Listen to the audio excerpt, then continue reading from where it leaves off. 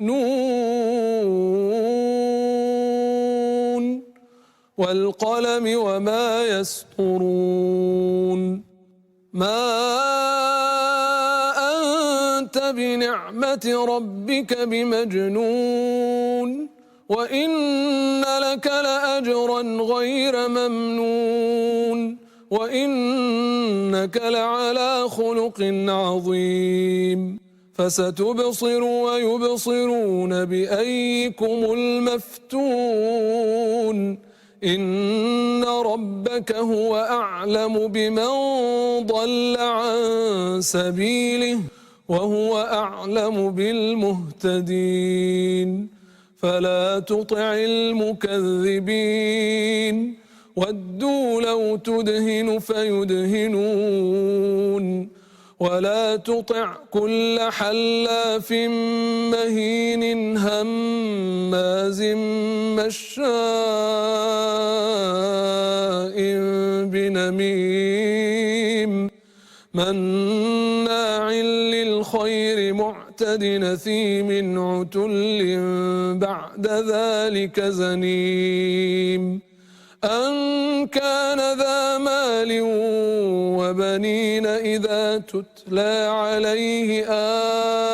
آياتنا قال أساطير الأولين سنسمه على الخرطوم إنا بلوناهم كما بلونا أصحاب الجنة إذا اقسموا ليصرمنها مصبحين ولا يستثنون فطاف عليها طائف من ربك وهم نائمون فأصبحت كالصريم فتنادوا مصبحين أن اغدوا على حرثكم إن كنتم صارمين فانطلقوا وهم يتخافتون ألا يدخلنها اليوم عليكم مسكين وغدوا على حرد قادرين فلما رأوها قالوا إنا لضالون بل نحن محرومون قال أوسطهم ألم قل لكم لولا تسبحون قالوا سبحان ربنا إنا كنا ظالمين فأقبل بعضهم على بعض يتلاومون قالوا يا ويلنا إنا كنا طاغين عسى ربنا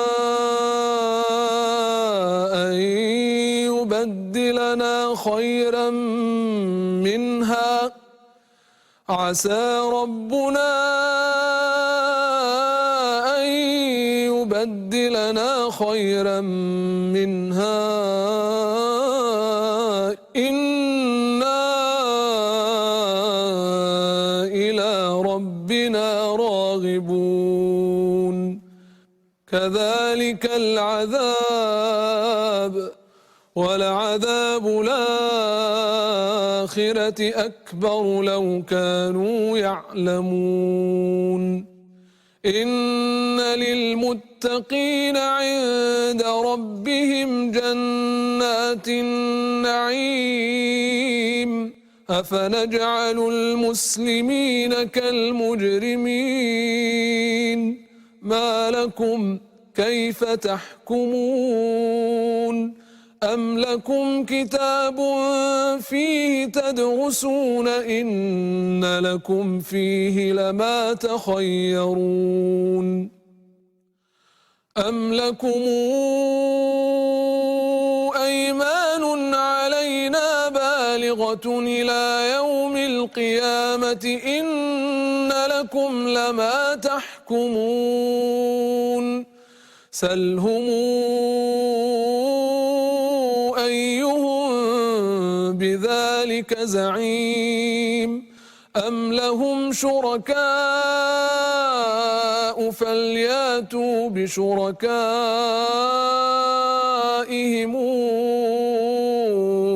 إن كانوا صادقين يوم يكشف عن ساق ويدعون إلى السجود فلا يستطيعون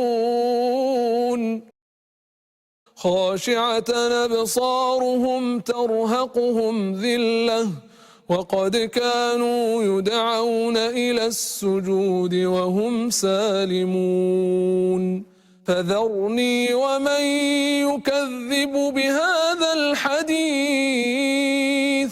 سنستدرجهم